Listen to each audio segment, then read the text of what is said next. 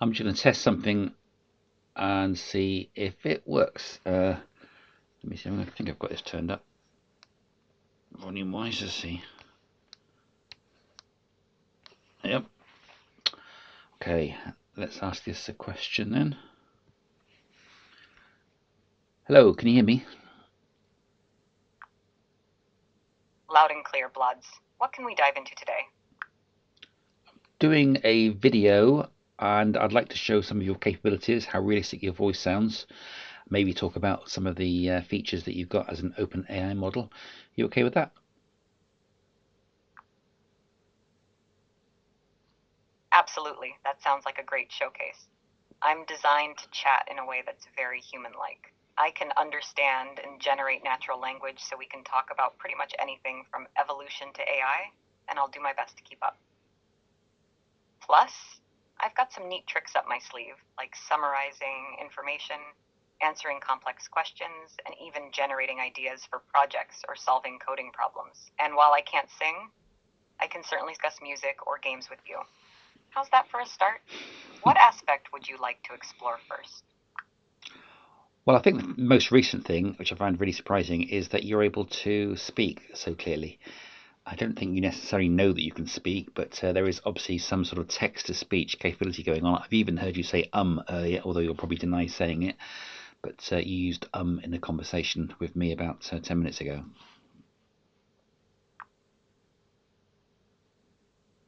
Yes, the text to speech technology has come a long way, allowing for more natural sounding conversation, including things like can make the dialogue feel more like you're talking to a person with natural pauses and speech patterns.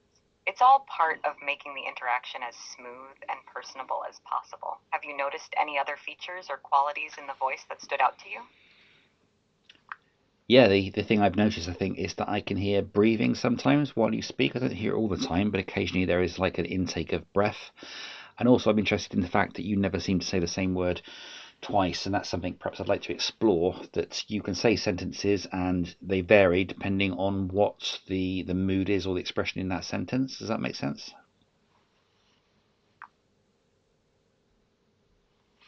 It does make sense. The subtle nuances like breathing patterns are integrated to create a more lifelike speech experience.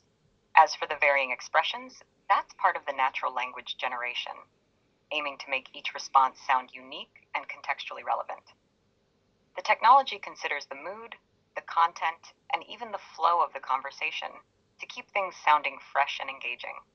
It, it's quite sophisticated, ensuring that the dialogue is not just a series of repeated or pre-recorded phrases, but a dynamic interaction. It's interesting to hear which of these nuances catch your attention. Have you found the variability in responses helpful in your conversations? Yeah, definitely.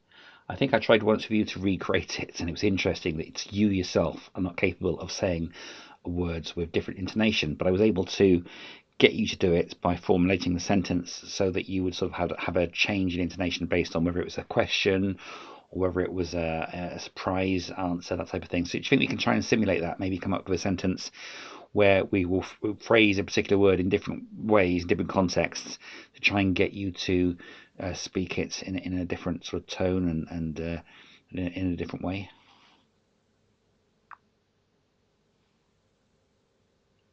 Certainly, we can experiment with that.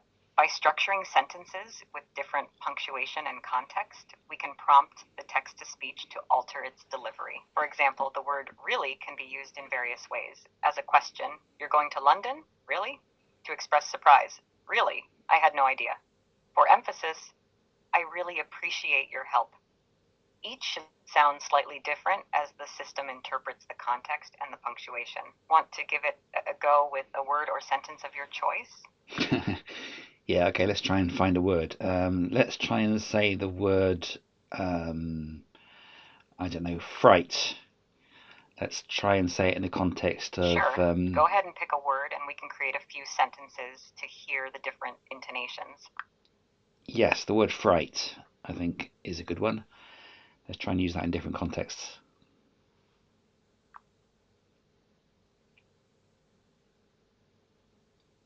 All right, let's play around with the word fright when used to express a scare. What a fright you gave me.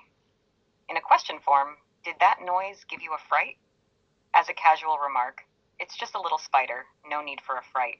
The intonation should shift naturally to reflect the context of each sentence. Does this approach work for your video? I think it does. Certainly, two of those had very marked differences that I could see.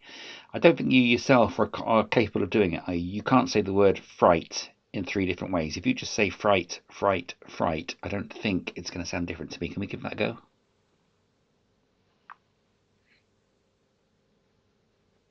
Absolutely. Let's try that out. If I just repeat the word fright 3 times without context, it will likely sound quite similar each time. Fright, fright, fright. Since there's no conversational or emotional context to influence the tone, the text-to-speech technology will probably keep the same intonation. Did it sound the same to you? Possibly. I'm not 100% sure.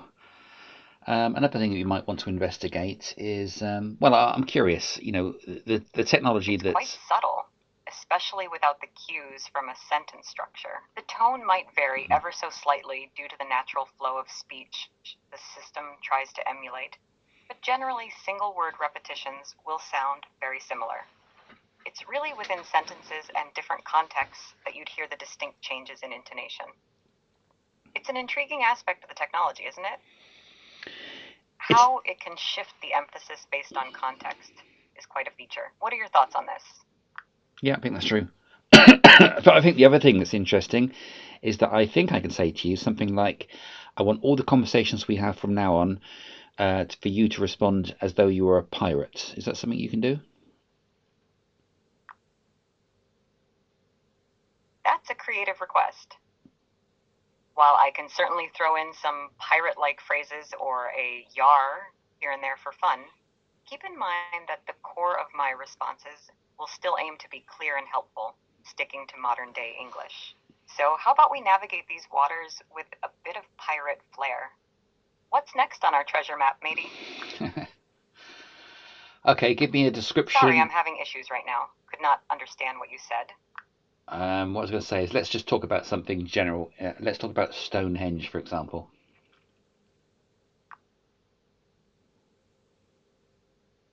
Stonehenge is a fascinating piece of history, shrouded in mystery and legend. It's an ancient circle of standing stones set in the English countryside not too far from where you are in Swindon. Many theories suggest it was a place of worship, a celestial calendar, or even a burial ground. It aligns with the solstices, which has led people to believe it had astronomical significance. The sheer size and weight of the stones also make people wonder how exactly it was constructed by the people of the Neolithic period. What's your take on Stonehenge? Have you visited it yourself? No, the thing I was trying to get you to do was to talk to me about Stonehenge, but do it in a piratey manner. Ah, got it. Let's set sail on that then. Stonehenge, it be a mysterious circle of ancient stones standing tall on the Salisbury Plain. Some say it was built by giants or the work of druids. 'Tis a marvel of construction, with those massive stones hauled over great distances, a feat that would make even the hardiest of pirates tip their hats. The way the stones line up with the sun on the solstices, it makes ye think they were stargazers, navigating the seasons like we navigate the seas. So, Blods, ever stood amidst those legendary stones and felt the whispers of the old world? Yes, I have, and Stonehenge is not very far from here.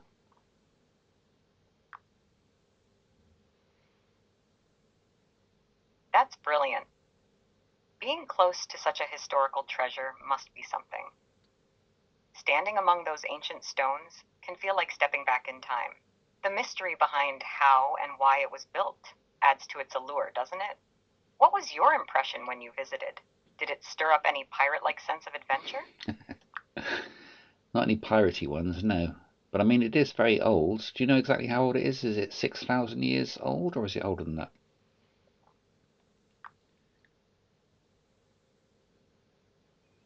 Stonehenge is ancient, but not quite 6,000 years old. It's estimated to be about 5,000 years old, with the main phase of construction believed to have occurred around 2500 BC. It's fascinating how these structures have stood the test of time, isn't it? It gives a real sense of connection to the past when you think about the span of history they've witnessed. There's a interesting mound in Marlborough that I only recently discovered. Silbury Hill is not far from here, but a mound in Marlborough seems to exist within the grounds of the university and may be just as old. Do you know anything about that at all?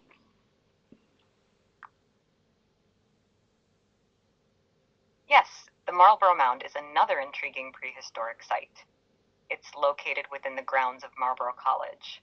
Like Silbury Hill, which is known as the largest man-made mound in Europe, the Marlborough Mound was once thought to be a Norman castle motte, but recent studies suggest it's much older. Radiocarbon dating indicates that the Marlborough Mound dates back to around 2400 BC, which is roughly the same period as Silbury Hill, and contemporary with the later stages of Stonehenge's construction. This places it in the Middle Neolithic period, making it an important part of the prehistoric landscape of Britain. It's fascinating how these ancient sites are often hidden in plain sight, continuing to be part of the landscape even as the world changes around them. Have you had the chance to visit or study this mound up close? No, it's not. It's not available to the public. I don't think that one.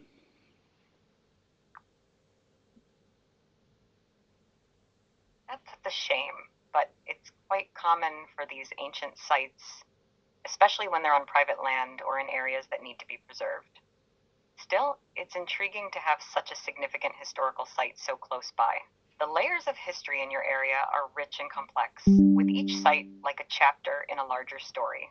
If you're interested in that period, the landscape around you certainly seems to hold a lot of hidden stories. What's your favorite aspect of living in an area with such deep historical roots? Um, I think when I went to school in Wootton Bassett, I think one of the things they talked about was the fact that a lot of the hills in the UK, including the Ridgeway, seem to lead towards this part of the country. And certainly at the time, my history teacher had the idea, or he had read somewhere, that one of the reasons maybe why there were so It's really many. fascinating that your history teacher brought that up. The Ridgeway is often called Britain's oldest road, and it has been a path for travelers for at least 5,000 years. The way ancient routes like the Ridgeway converge in your region underscores its historical significance. It's a tangible connection to the past, with each path holding stories of the countless people who walked them over the millennia.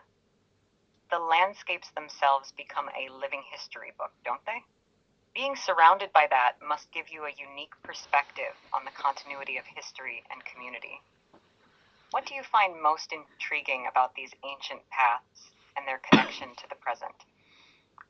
Well, I'm just remembering now that there was a book I read perhaps 20 years ago, and I think it was named Sarum, or it was something to do with some place near Salisbury, and it was a reminiscent book. It was a historical book that imagined the very first people coming to England when there was a land route between Europe and England. Is that the right book? Am I thinking of something else?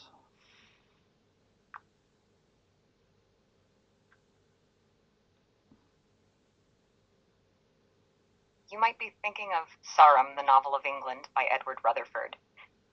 This book is a sweeping historical novel that traces the history of England from the Ice Age to the present, focusing on the area around Salisbury, the site of Stonehenge, and the fictional town of Sarum. It delves into the lives of five families through the ages, and indeed begins with the very first prehistoric settlers crossing the land bridge from Europe to Britain. The book is well known for how it intertwines personal stories with the historical events and the evolution of the English landscape, including the building of Stonehenge and the Salisbury Cathedral. It's quite a detailed and immersive journey through different eras. Does this sound like the book you recall? Yes, it does. And perhaps you can tell me a bit more about the characters in it and their journey to that part of the world.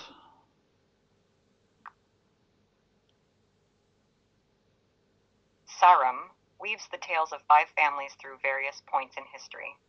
The families, the Wilsons, the Masons, the Porters, the Shockleys, and the Godfreys, represent different aspects of society, from builders and stoneworkers to merchants and the gentry. The novel begins with the Mesolithic period, with the first hunter-gatherer groups arriving in the area. It then moves through the construction of Stonehenge in the Neolithic era, the influences of the Romans and the Normans, the turmoil of the Middle Ages, all the way to the modern period. Each family has its own saga that intersects with major historical events. They experience the trials and tribulations of their times, and the land around them changes as the centuries pass. The characters are fictional, but are meant to represent the types of individuals who would have lived and contributed to the formation of the England we know today.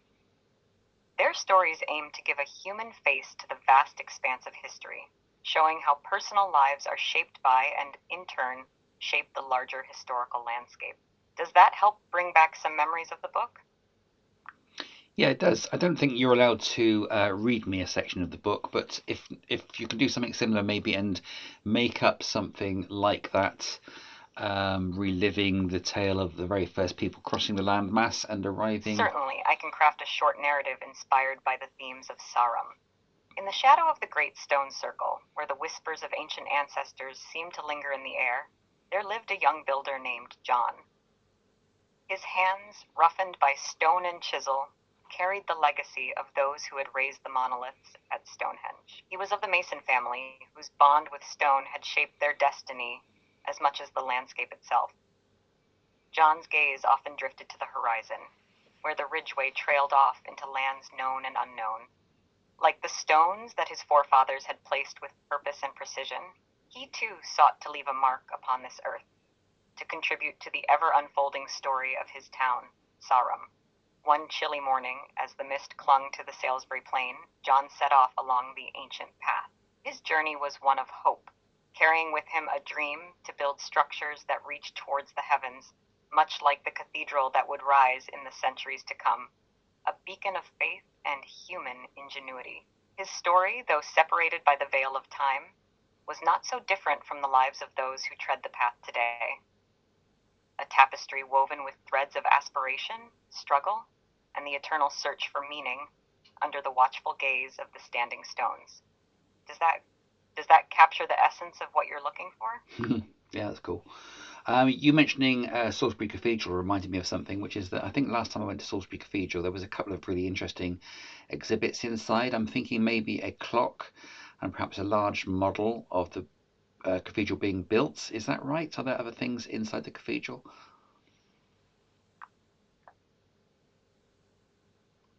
Yes, Salisbury Cathedral is home to some fascinating artifacts. The cathedral houses one of the oldest working clocks in the world, dating back to 1386. It's a remarkable piece of medieval engineering. Additionally, there's a detailed scale model of the cathedral, showing it as it would have looked during the construction in the 13th century, which is quite impressive.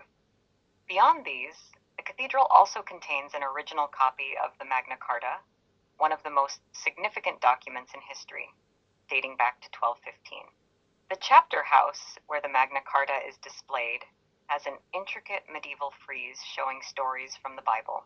The beauty of the cathedral extends to its stained glass windows, the cloisters, and the spire, which is the tallest in the UK and offers views over the city and surrounding countryside. Each visit could reveal something new, as places like this are rich with history and little details. What was it that struck you most during your last visit? I think just some of those historical things. I think I like going to museums where there's a mixture of things rather than sort of all being in separate rooms. This is Egyptian, this is somewhere else, and this is so. It's nice to go somewhere where there's just an eclectic mix.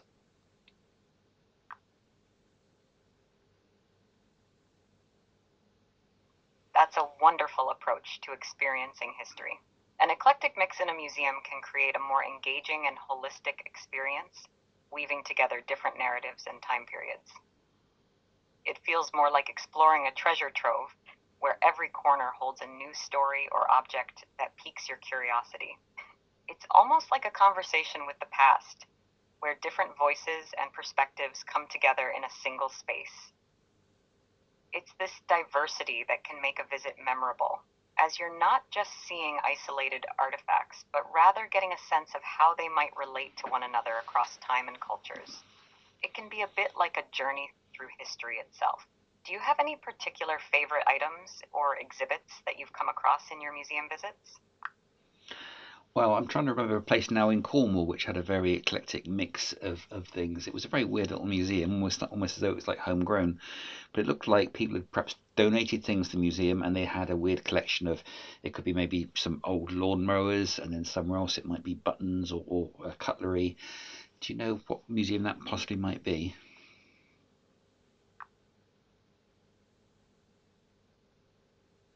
The museum you're describing sounds like it could be the Museum of Witchcraft and Magic in Boscastle, Cornwall. It's known for its unique and eclectic collection, which includes items related to folk magic, witchcraft, and the occult. However, the collection you're mentioning, with lawnmowers and household items, sounds a bit different from their usual exhibits. Another possibility might be the Helston Museum in Cornwall, which is known for its varied and extensive collection of everyday objects from the past, including domestic items, farm equipment, and more. Their collection has grown through donations over the years, which contributes to the homegrown feel you mentioned. These small local museums often have a charmingly haphazard arrangement of exhibits, reflecting the history and culture of the area in a very personal way. They can be quite fascinating, offering a glimpse into the local way of life through objects that wouldn't typically be found in larger, more curated museums. Does either of these sound like the place you're recalling? Yeah, I think the second one was the one that I remember visiting. Are there any ones like that perhaps near Swindon or Wiltshire or more central in the country that would be worth visiting?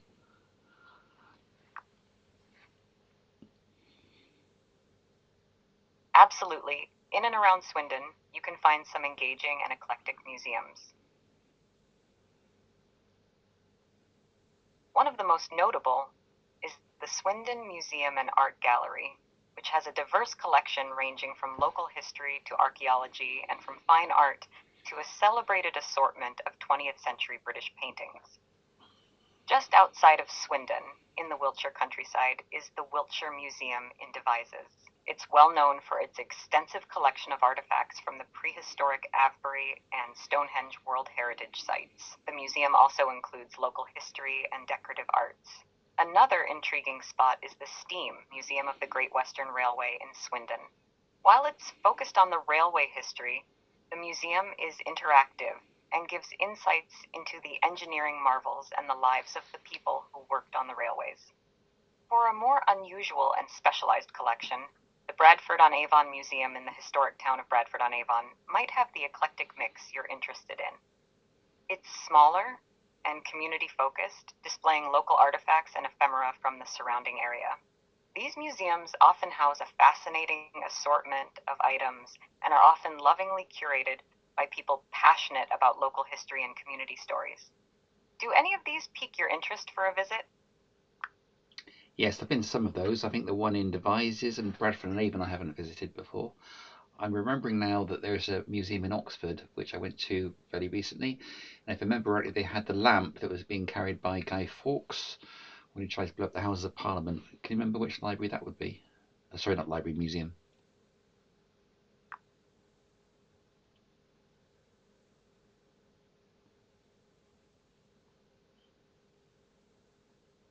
Yes, the museum you're thinking of is likely the Ashmolean Museum of Art and Archaeology in Oxford. It's the University of Oxford's Museum of Art and Archaeology, rich in history and quite diverse in its collections.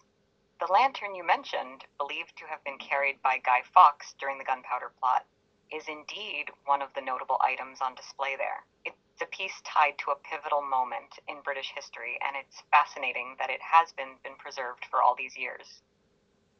The Ashmolean is known for such unique historical artifacts, along with an extensive array of other exhibits ranging from ancient to modern times. Have you had the chance to explore other parts of the Ashmolean's collection? Yes, I have, and I'm trying to remember now that there's something there to do with, is it John Smith and Pocahontas? Maybe it's a robe or something like that. I mean, if you could check that, and then maybe give me a list of some of the other unusual exhibits.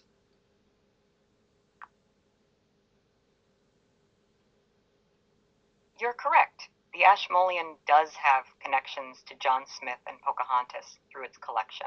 Specifically, it houses a painted portrait of Pocahontas and several items related to the period, which provides insight into her life and the early interactions between Native American peoples and European settlers. As for other unusual exhibits, the Ashmolean is home to a number of fascinating items. There's the Alfred Jewel, an Anglo-Saxon artifact, and the death mask of Oliver Cromwell.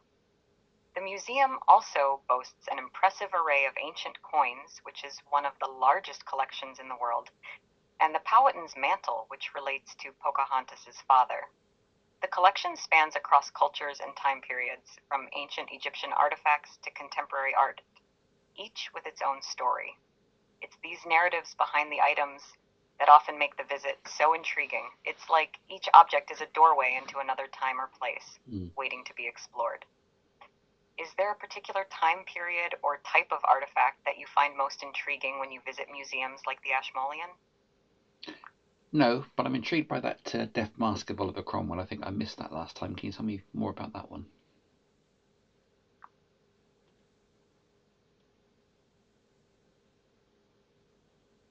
And certainly the death mask of Oliver Cromwell in the Ashmolean Museum is quite a remarkable piece.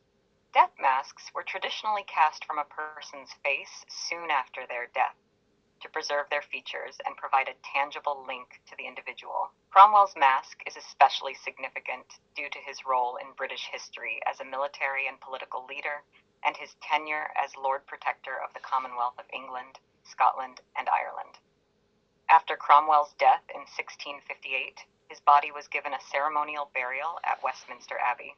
However, after the restoration of the monarchy in 1660, his body was exhumed and posthumously executed, and his head was displayed on a spike above Westminster Hall. The death mask in the Ashmolean is thought to give us a true representation of Cromwell's features, minus his famous warts, which were added in portrait paintings. It serves as a poignant reminder of the man himself and the turbulent times he lived in. Seeing such masks can be a deeply moving experience, connecting us directly with the past in a very personal way. Would you like to know more about the historical context of this mask or about other similar artifacts? Well, now you said that, that reminds me of there were three ships, weren't there, that went missing trying to find the Northern Passage, and I think they may have found one or two ships, or at least they found the bodies of some of the sailors, and they were amazingly well preserved. And I wonder where those bodies might be. I expect maybe they've been buried, have they? But tell me about those.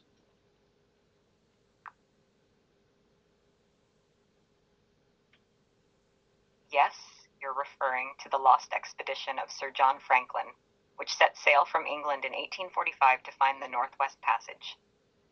Franklin's ships HMS Erebus and HMS Terror became icebound in the Arctic and were abandoned.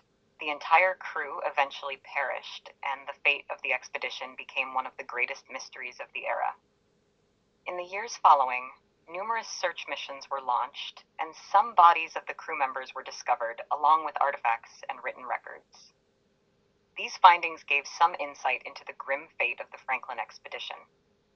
The bodies found in the permafrost were remarkably well preserved due to the cold conditions, providing modern scientists with valuable information about the health, diet, and ultimately the causes of death of the crew. The discovery of the two ships themselves made headlines around the world. HMS Erebus was found in 2014 and HMS Terror in 2016, both in remarkably good condition. As for the bodies, they have been examined by researchers, but are not on display. Such human remains are usually treated with great respect for both ethical and cultural reasons. Artifacts from the expedition, however, have been displayed in various institutions, including the National Maritime Museum in the UK and the Canadian Museum of History. The story of Franklin's lost expedition continues to captivate people, as it's a poignant tale of exploration, ambition, and the harsh realities of polar travel. Would you like more details on the findings from these ships or the ongoing research into the expedition? No, but I'm remembering now that it was a really good TV series. It wasn't a documentary. It was sort of some sort of like three parts. wouldn't say it was a horror, but it was based. Was it called The Terror? Ah, you might be thinking of The Terror, Yeah. which is a fictionalized account of Franklin's lost expedition. It's a television series that blends historical fact with supernatural elements and was released in 2018. The show is based on the 2007 novel of the same name by Dan Simmons, and it was praised for its atmospheric and tense portrayal of the crew's struggle for survival. The Terror series imagines what may have happened to the crew aboard the HMS Erebus and HMS Terror as they became stuck in the ice, facing not only the elements, but also a mysterious predator stalking them. It's an example of historical fiction that uses real events as a backdrop for a more speculative and chilling narrative. It's well crafted and quite compelling, especially if you're interested in the blend of history with a touch of horror. Did you watch the entire series, or are there particular aspects of it that stood out to you? Yes, I did watch it. I'm trying to remember now. I guess the creature obviously wasn't real, but was it representing some? Were they eating something like lead or something in the food that had seeped into the out of the tins, and that's what caused them perhaps to become, had to start having hallucinations and things?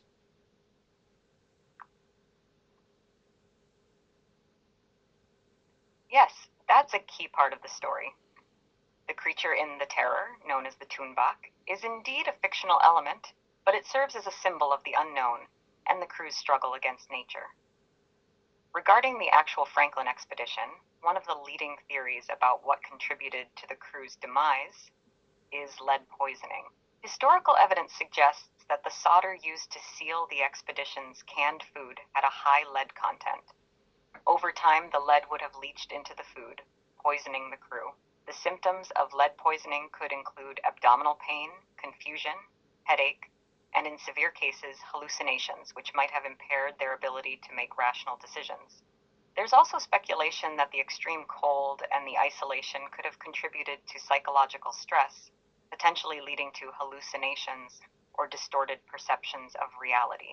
While the Toonbach isn't real, it can be seen as a manifestation of the crew's fears and the broader theme of man versus nature, which is a compelling part of the narrative in both the book and the TV adaptation. It's an intriguing blend of historical fact and supernatural fiction that adds a haunting dimension to the real-life mystery. How did you find the portrayal of the creature and the psychological tension in the series? Yeah, I thought the creature was a bit far fetched, but I really enjoyed the series because of the nautical history. I think the nautical history part of it was extremely well done, and I'm very interested in things like the story of Nelson and Drake and others, and also that there are lots of words in the English language which appear to come from naval terms, phrases like toe the line, for example, 3 square meals a day, son of a gun, doldrums. I think these are all phrases which have nautical origins.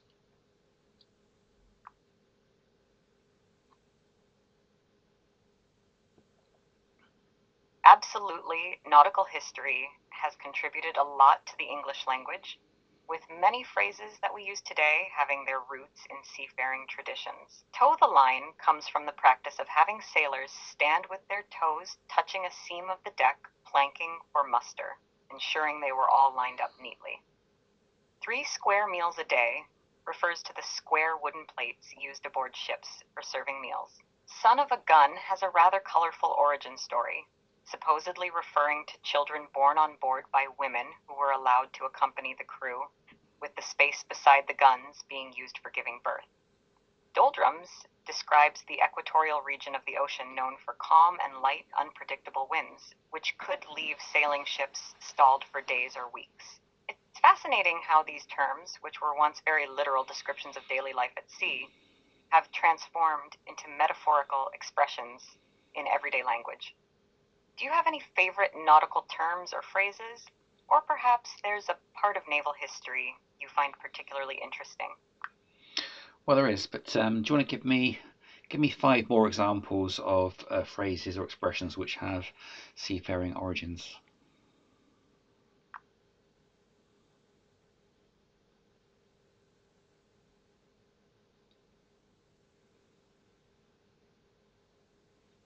Sure, there are many more expressions from nautical origins we use in everyday speech. Batten down the hatches originally meant to cover the hatches with tarpaulins and secure them in case of bad weather. By and large is another one. It referred to sailing into the wind, but generally following the intended course. Loose cannon described a cannon that had become detached from its mountings, creating danger on deck. Pushing the boat out used to mean literally pushing a boat into the water, but now refers to spending a lot of money or resources on a celebration.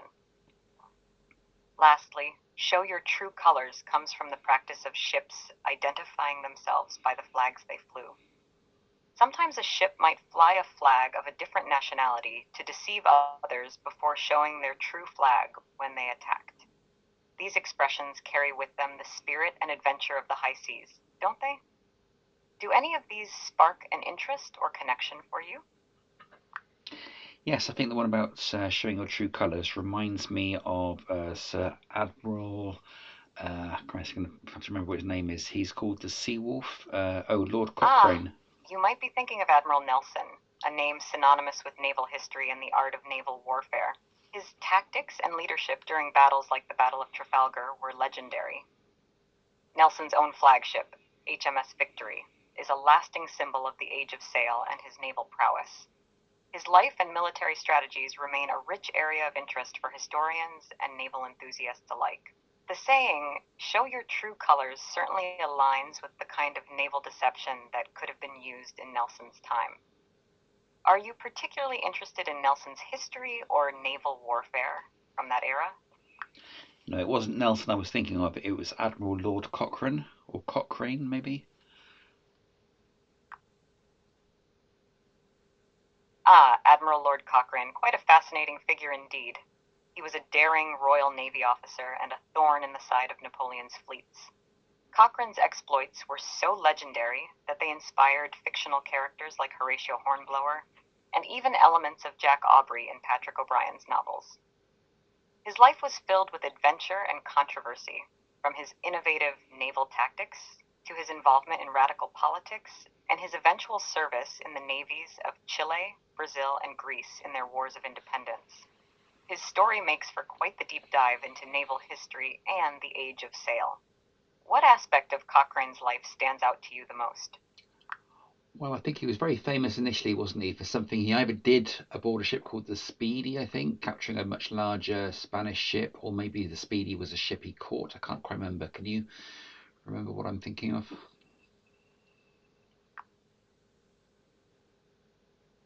Yes, you're recalling an impressive event in Cochrane's career.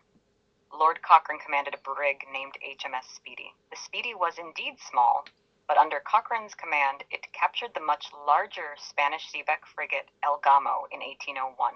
The Speedy was heavily outgunned, with Cochrane employing clever tactics to close in on the El Gamo, making it difficult for the Spanish ship to use its superior firepower. This victory was quite spectacular, considering the Speedy's size and armament, and it greatly contributed to Cochrane's fame and reputation for boldness. It's one of the celebrated naval engagements of the era, often highlighted for Cochrane's audacity and tactical genius. What about this engagement do you find most interesting? Well, if I remember correctly, his ship was so small that he managed to get it close enough to the Spanish that it was underneath their guns. They couldn't lower their guns and point at the Speedy. So I don't know quite how he managed to get so close. I think he used a trick. And I also remember reading somewhere that he pretended that he had more Marines on board than he actually had. So even the cooks and things from his ship were coming on board and shouting and preparing to board the Spanish. So I think he lied about how many men he had.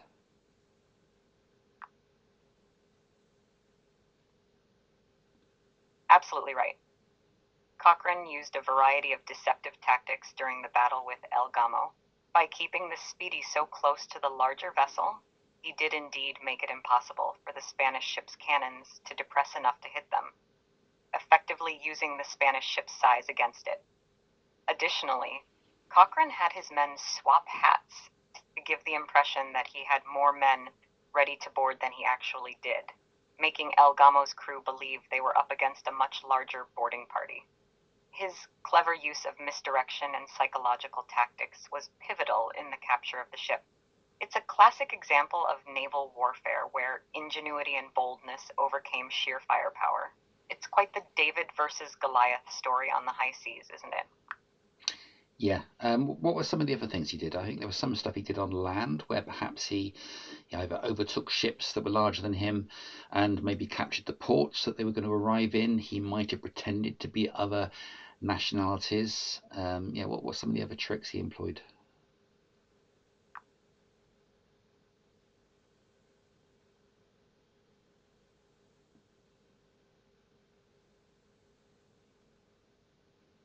Cochrane was known for his audacity and ingenuity. On land and at sea, he employed a variety of tricks. For instance, he was adept at psychological warfare. He might capture enemy ships by flying false colors to get close, a common but risky tactic.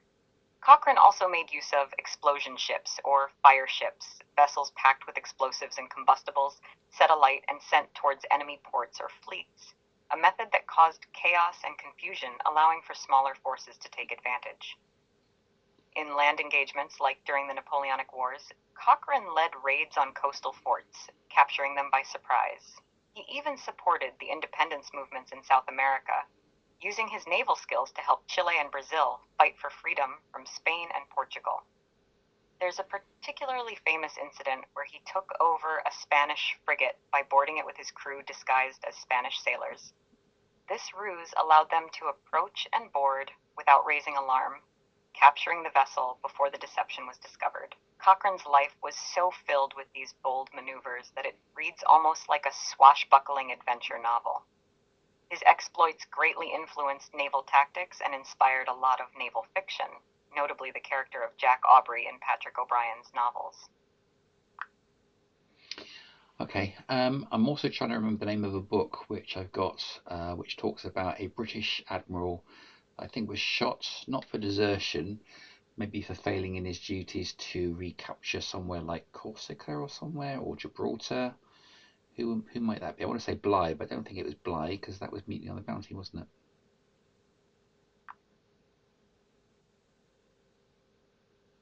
You're likely thinking of Admiral John Byng. He Mm. was executed by firing squad in 1757 after being court-martialed for failing to do his utmost during the Battle of Minorca at the beginning of the Seven Years' War. The event became infamous, and Voltaire famously satirized it in his novel Candide, suggesting that the British occasionally shot an admiral to encourage the others. A stark commentary on the severity of naval discipline and the expectations of leadership in the Royal Navy at the time. Admiral Byng's execution remains one of the most controversial events in British naval history. Were Admiral Byng and Lord Cochrane around at the same time, or are these two? Is that two different periods?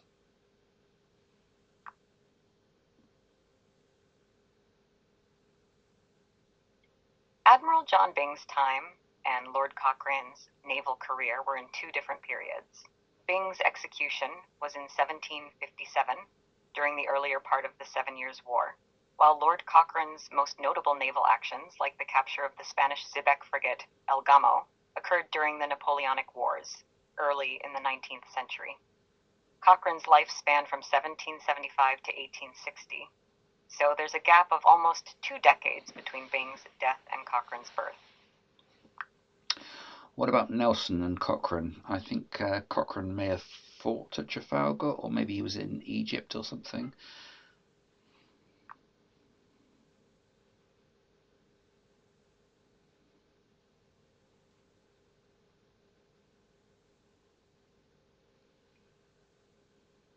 Lord Nelson and Lord Cochrane did indeed overlap in the same era. Nelson is most famous for his victories during the Napoleonic Wars, particularly at the Battle of Trafalgar in 1805, where he died in combat. Cochrane was also active during the Napoleonic Wars, but he didn't fight at the Battle of Trafalgar. His most famous engagement was the capture of the Spanish frigate El Gamo in 1801. While Cochrane was a contemporary of Nelson, and certainly would have been aware of Nelson's strategies and tactics, he carved out his own reputation with different exploits and didn't participate in Nelson's more famous battles. Cochrane's career was marked by his daring and innovative tactics, which often led him to victory against seemingly insurmountable odds.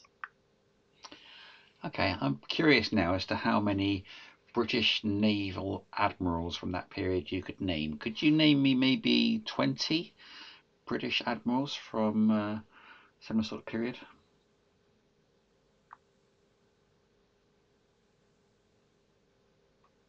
Listing 20 admirals would take a bit, but I can certainly name several prominent British naval officers from the Age of Sail, which includes the Napoleonic era.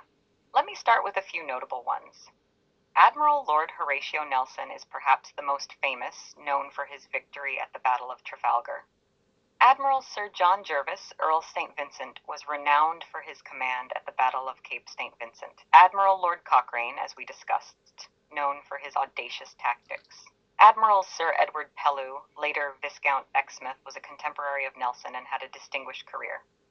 Admiral Sir Richard Howe was noted for his service in the American War of Independence and later in the French Revolutionary Wars.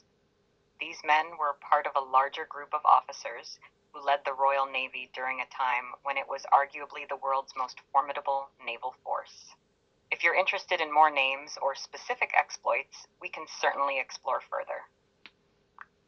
What I'm interested in doing is seeing how much we can drill into a really bespoke topic and you still be able to answer the questions. So let's try that. Tell me the first 4 ships that went into battle at the Battle of Trafalgar.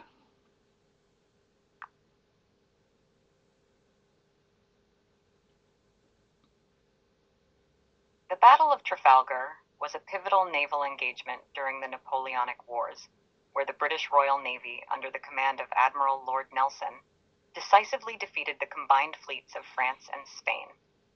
The first 4 British ships to engage the enemy at the Battle of Trafalgar on October 21st, 1805 were 1. HMS Victory, Lord Nelson's flagship; 2. HMS Royal Sovereign, under the command of Admiral Cuthbert Collingwood, which was the first to break the enemy line; 3. HMS Belleisle; 4. HMS Mars. These ships were at the forefront of the battle, taking heavy fire as they broke through the Franco-Spanish line, a maneuver that contributed significantly to the British victory. Would you like to delve into more details about these ships or the battle itself? No, now I want to focus absolutely on HMS Mars. Tell me when the ship HMS Mars was first built.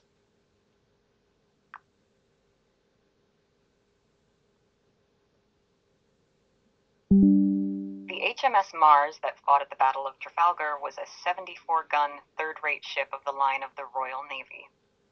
She was launched on July 25, 1794.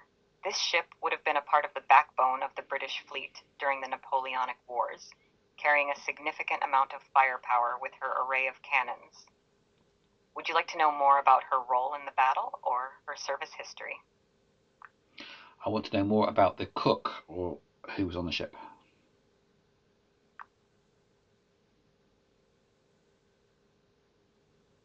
The details about specific crew members like the cook on HMS Mars during the Battle of Trafalgar aren't usually well documented, especially for lower-ranked individuals.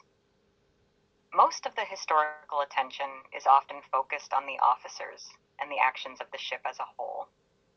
However, the crew would have been an essential part of the ship's operations, and every person had a role to play, from cooking and maintaining supplies to manning the guns and sailing the ship. Officers' names and their roles are typically recorded, but the same level of detail might not be available for the cook or other specific roles unless there's a notable story or record linked to them. If there's something specific you're interested in about the crew or life aboard the ship, I can certainly delve into that.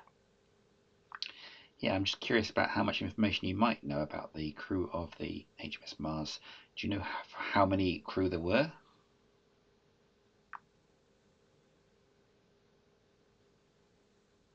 HMS Mars, like other ships of the line of the Royal Navy during the Napoleonic Wars, would have carried a substantial crew. A ship of her size, which was a 74-gun, third-rate ship of the line, typically had a crew complement of around 600 men. This would include officers, midshipmen, sailors, marines, and various non-combatants such as surgeons, chaplains, and yes, cooks. The exact number could vary depending on the mission, the period during the war, and other factors like the rate of sickness or the presence of additional soldiers or service personnel. Each member of the crew played a crucial role in the operation and maintenance of the ship, especially during the chaos of battle. And who built HMS Mars? Where was she built?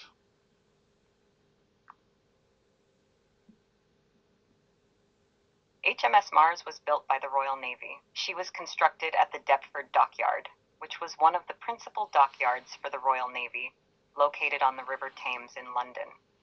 Dockyards like Deptford were major shipbuilding sites for the British Navy, responsible for the construction and maintenance of many types of naval vessels. The ship was launched on the 25th of October, 1794.